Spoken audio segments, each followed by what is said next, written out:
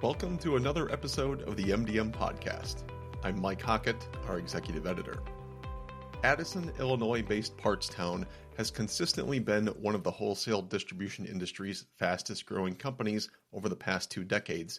It's scaled from 6 employees in 2004 to a global leader in OEM replacement parts, now on pace for nearly $2.8 billion in 2025 revenue. Leading the company through that expansion for most of its history is Steve Snower, who was Partstown's 6th employee when he joined in 2004 and is currently transitioning from CEO to executive chairman. The company still affectionately refers to him as its 6th man. Steve joins me in this episode for a candid conversation about growth, culture, and innovation, and how Partstown plans to continue building its momentum.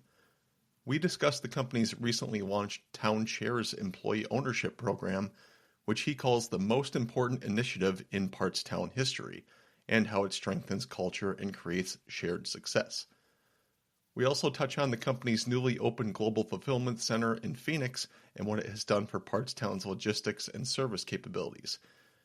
We discuss the company's push into AI and digital innovation, and we reflect on Snower's 20-plus years leading Partstown, the transition of day-to-day leadership, and what's next for himself and the company. Enjoy.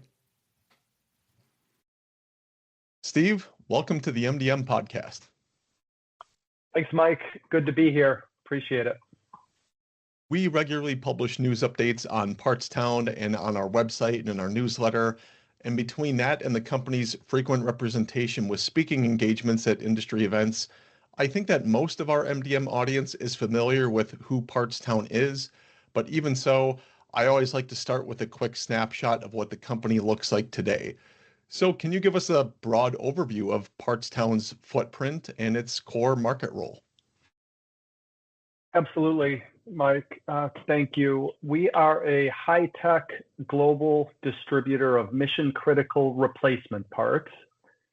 Our original core business was focused on food service equipment parts, where we are the global market leader.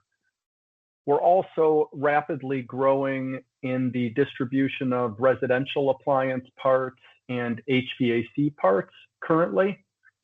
And we have operations throughout North America and throughout Europe. And we expect this year in 2025, our revenue will be about 2.8 billion or so. And we have, I think, just over 5,500 team members or townspeople, as we call our team. Well, that's a nice overview there. And just the growth that Partstown has had over even just the last 5 years has certainly been remarkable. Partstown began operating in 1987 with a handful of employees, and you joined in 2004 as its 6th employee at the time when it had less than $3 million in annual revenue. So to go from that to projecting 2.8 billion is remarkable. But during those formative first few years, would you have ever imagined that the state of the company would be what it is today in annual revenue and just employee size? So when I joined, I was employee number 6. That's why I'm known as the 6th man of the company. I joined the original 5 team members, and I don't think that any of us ever imagined that the company would grow to the size it is today. We had big dreams. We knew we had a massive opportunity, but we weren't, talking in terms of billions in those early days.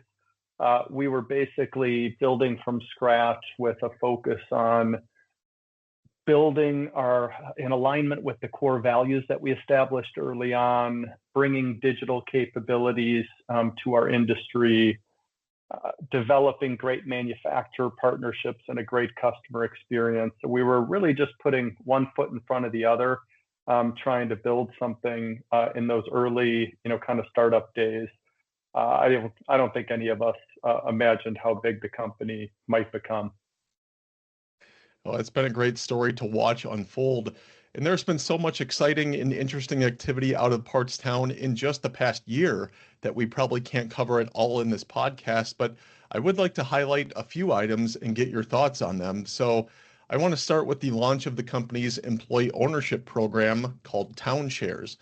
Can you take me through the why behind that employee ownership program launch and what it's taken to make that happen? Yes, absolutely, Mike. I'm actually very glad you brought this program up, as I deeply believe that in my 22 plus years with the Partstown Unlimited organization, that this is the single most important program that we've ever launched. It provides a ownership opportunity for all of our team members globally. It aligns very well with our core values that are really about bringing people together as a team to build something special, to support our customers, manufacturers, and each other. We've always wanted to be generous with our team members anytime we deliver big as an organization. And really, the Town Shares program really just formalized that. It made it a very specific program that creates unique financial opportunities for all team members as the company succeeds. It also, when you talk about the why, of course, creates an ownership, mentality within the organization, which is very important to us. And bringing it to life was a lot of work between our team, who was very passionate about bringing this program to life, but also the generous support of our private equity partners. So we, have benefited from being connected with organizations like Berkshire Partners and Leonard Green Partners and Rourke Capital, who all came together to make this program possible and really take a chunk of our ownership and bring it to the full team. This is a really big deal for us. Well, in December of 2024, Partstown officially opened its global fulfillment center near Phoenix, and the stats for that include 427,000 square feet, 2.3 miles of conveyor, an auto store system that houses 60,000 product bins and 60 robots, and an expected 4,500 orders processed daily, backed by, I think it's 150 employees expected to be staffed there by the end of this year. You guys are about 8 months past that opening date, so what have the early returns been in terms of what that facility has done for Partstown's supply chain and logistics capabilities? Yeah, this was a big project for us to bring to life another major high-tech fulfillment center. And, we believe, and Mike, you've followed us, you may know that we believe in centralized distribution. We like having fewer distribution centers or fewer fulfillment centers, not more fulfillment centers. We believe that brings a stronger and better customer experience overall. And we really took our primary fulfillment center, which is in Addison, Illinois. We've gotten a lot out of that fulfillment center over the years and brought a lot of technology to create, capacity, and it's a really incredible capability. But it came time to add a second very significant fulfillment center. We chose the Phoenix area, as you mentioned. This brought us not only capacity and stronger redundancy, but also the opportunity to grow into more and more product categories as we expand our capabilities in mission critical replacement parts. So we've got an incredible operation there now that we're slowly building up, slowly and thoughtfully building up. We have one of our very best leaders bringing the Partstown culture to life at this new operation. And it's bringing some early returns for sure, but really the vision for it is enabling a lot of capacity expansion and growth for the organization for years to come. So this is a long-term investment for us, not kind of a quick win. Yeah, and I'll be interested to just hear more about that ramp up as the company keeps filling that facility out. Well, this is your 21st year with Partstown, and just in early July, the company announced that it had elected Bill Geary. Correct me if I'm pronouncing that wrong. But Bill, who's been an executive at Wesco and Annixter International for 10 years, as Partstown's new CEO, succeeding you in that leadership role. The company also said that it appointed former Brady Plus executive Glenn Chamberlain as its new CFO once Lori Sherwood, Partstown's CFO for the past 11 years, retires next spring.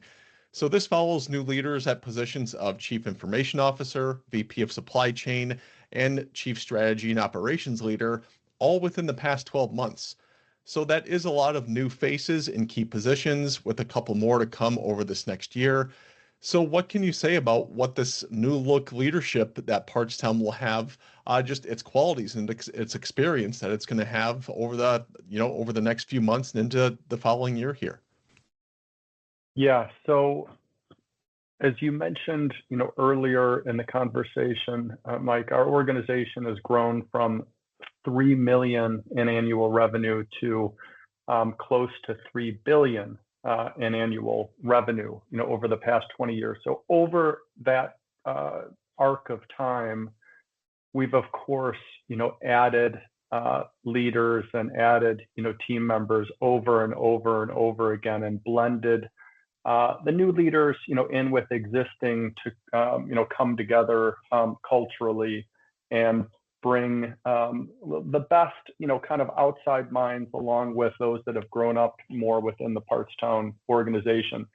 It's important to note, as you've mentioned, and you did good research there. You mentioned a lot of roles, that we've added recently. That these are additions. We really haven't had any meaningful turnover on the team, so the existing team remains. We've added new leaders as the organization has continued to grow and scale, as we always have. We have had 2 recent retirements, including Lori Sherwood, our CFO, who's done an extraordinary job over more than a decade. I love the leaders that we've hired, humble, ambitious, fit the values of the organization. And Bill Geary, you highlighted at the beginning of the question, fantastic leader that I am so excited to be partnered with.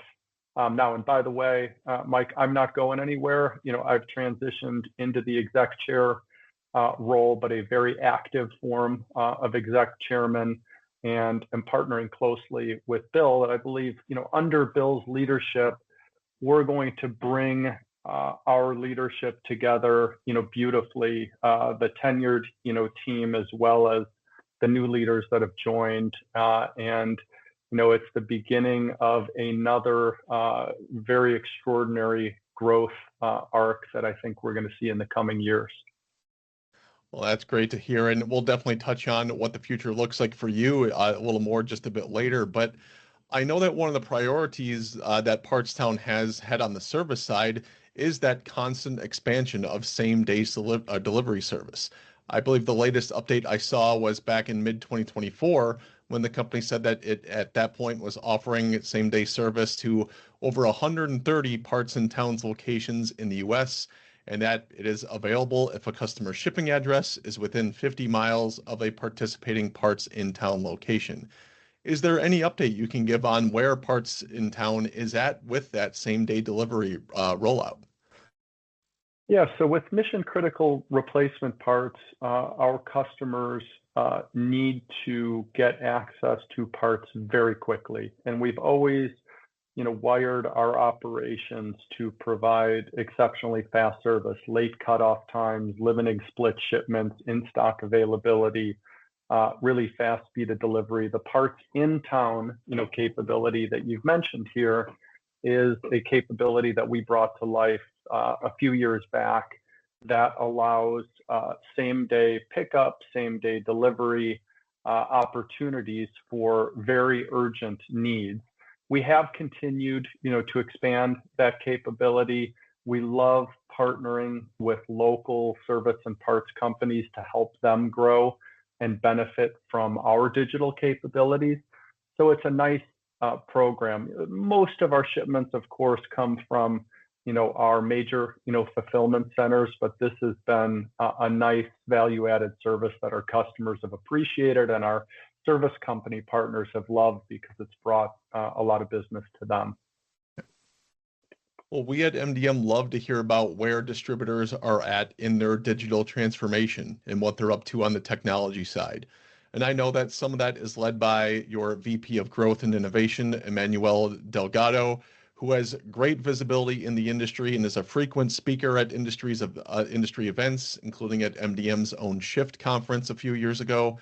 So whether it's in how the company is using AI or the digital tools that's now leveraging, can you touch on what Partstown is up to right now on the digital and tech front?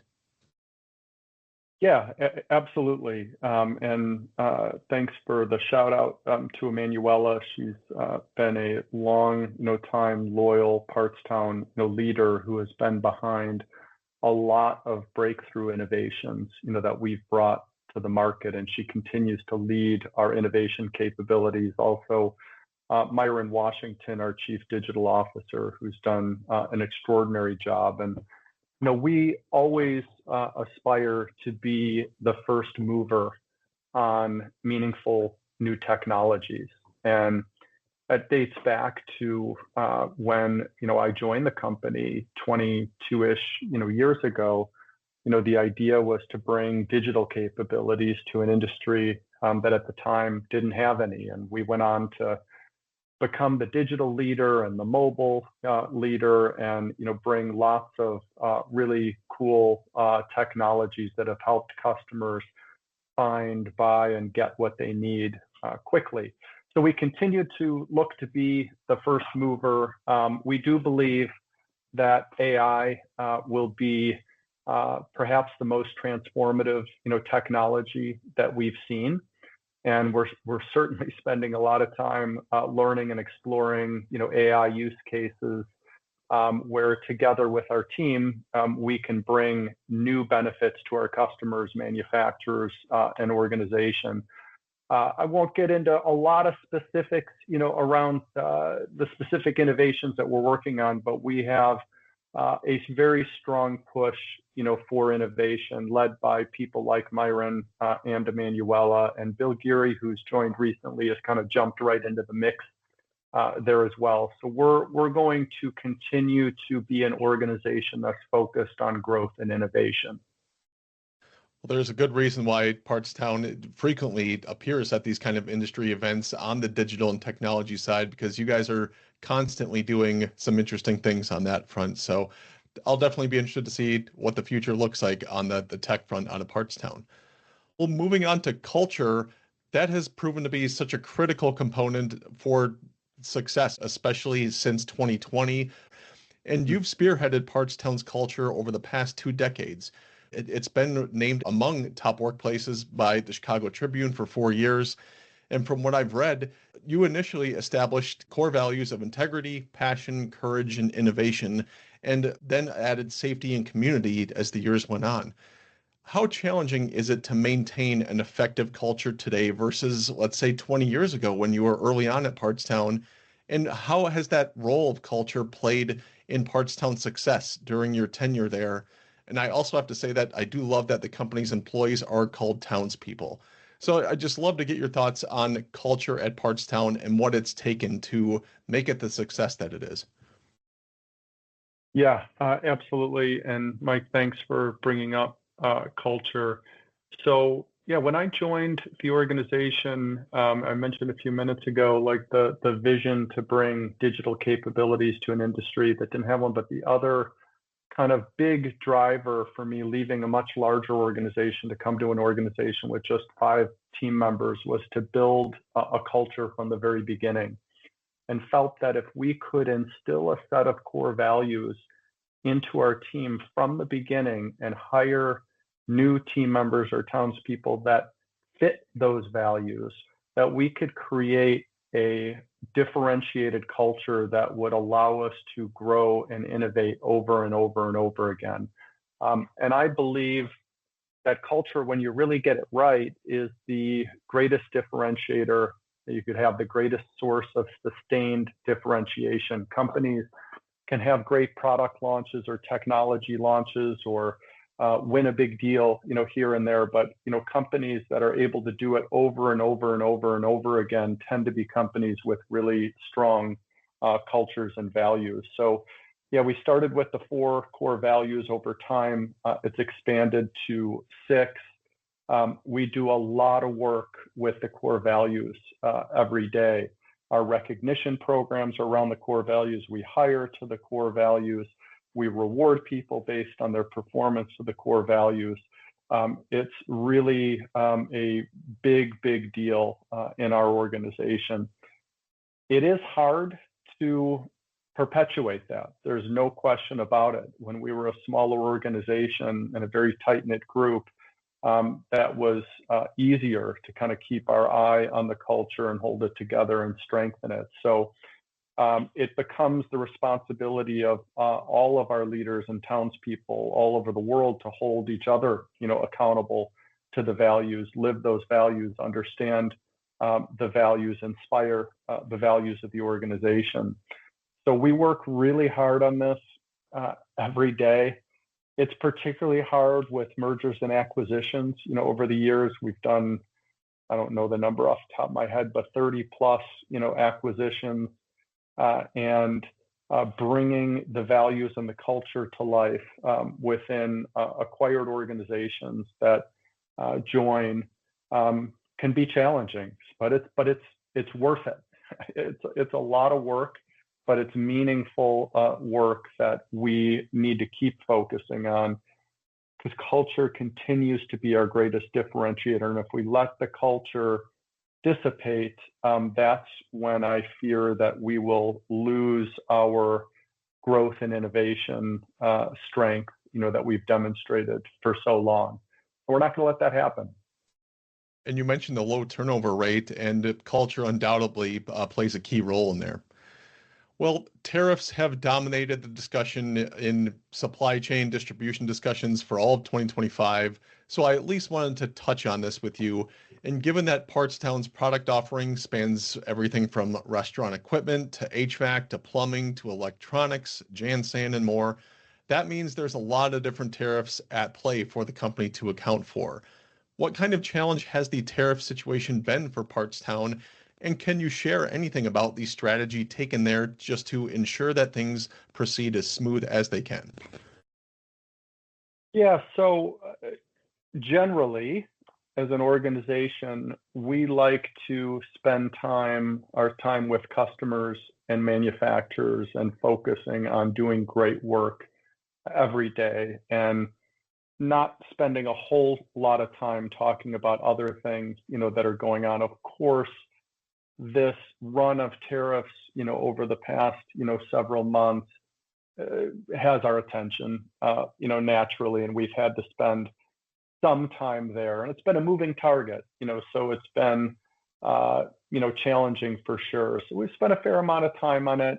We've seen, certainly as most industries have, price increases through the supply chain that are driven, by the tariffs. And what we've tried to do is just make the necessary adjustments to make sure that we were paying attention to the tariffs and making sure that they would have the lowest impact on our operations and our customers. And our focus overall continues to be, how do we just do great work for our customers every day and support our manufacturers really well and continue to innovate. But we have had to adjust a bit. Things have settled down, a little bit at this point. So we'll see where it goes from here. But we always think as long as we do great work every day and take care of customers and each other and support our manufacturer partners, everything will be fine. That's great. And then looking more broadly at the company, I'm sure you can't share everything that the company has planned for the near future, but What can you share about Partstown's key initiatives or priorities, say, over the next 12 to 18 months? Yeah, so as I mentioned before, our focus is on growth and innovation. We're going to continue to emphasize driving growth, specifically organic growth. We'll, I'm sure, do some acquisitions, during that period, but we're very selective in our acquisition work. Our focus is primarily organic. We're going to continue to innovate. We're, of course, like everyone else, going to understand, AI and what it can do for our organization and our team and our customers and our manufacturers. We're going to continue to emphasize culture and inspiring our core values across the organization and strengthening our culture as new team members and leaders join. You mentioned, our fulfillment center network. We've got some work to optimize our fulfillment center network, both in North America, and in Europe in the coming, 12 to 18 months. So we think we've got a lot of opportunity there to strengthen the customer experience, quality and delivery even further. We're going to continue to focus on growing in these adjacent product categories. We've had some great success expanding out from our original core business, while not losing focus on our original core business, of course. So we're going to keep focusing on expanding our product categories, growing internationally. So these types of things, but really just think of it as growth, innovation, and culture is what we're going to continue to be about. So I'm going to assume that we're going to see plenty of headlines coming out of Partstown for years to come here. Well, finishing up, I have to imagine that given how fast Partstown keeps growing and all these company developments just over the past year, that it must have been a tough decision to transition to the role of executive chairman during such an exciting time and maybe being a little less hands-on with the day-to-day there. So what does the future look like for you? I know that you'll continue to be a valuable resource for the team to tap into, but yeah, what does, let's say, this next year look like for Steve Snower? Well, it's definitely a very exciting time for the company. The pace of growth, is accelerating. We have so many opportunities. We've got a wonderful team. I could not be more excited about the future, of the business. The decision to adjust my role a bit to the exec chair role, which, by the way, I'm still known as the sixth man internally, so I don't care much for these chief whatever titles, but it actually wasn't that tough of a decision, honestly. My wife has been through a tremendous amount with enduring her leukemia battle, her bone marrow transplant, the recovery from all of that, and 100 nights in the hospital. This was really not all that difficult a decision when you contextualize it. Family has always been the most important thing to me. But that said, I love Partstown, and I'm super excited to be a part of our growth and innovation story for many, many years to come. And this decision became even easier when I met Bill Geary. When I met Bill Geary during the interview process, I, after the first discussion we had, just was like, wow, this is exactly who we're looking for. A humble, ambitious leader with low ego and high energy, tremendous distribution experience, leans in on technology, a great culture fit to our organization, has seen what it takes to scale to many billions in revenue. And I love the guy. He and I are partnering beautifully together. We talk every day. And he and I and our team are going to be partnered together, for many years to come. So I am thrilled with the way this has all, come together. And finding Bill was a huge, part of that. He's an incredible leader and a great person. When you have the right people behind you, it makes that handoff, like you said, much easier to make. So that's all the questions I have for you, Steve. Unless you have any parting words about Partstown, thanks for joining the MDM podcast. Yeah, thank you. Thanks for thinking of us, Mike. It was good to have this conversation, and let's keep in touch. Very excited about the future here, and we're going to have a lot of fun in the coming years. So thanks again. Thanks for listening to the MDM podcast. Like what you just heard? You can find all of our past episodes at mdm.com/podcasts or wherever you listen to podcasts.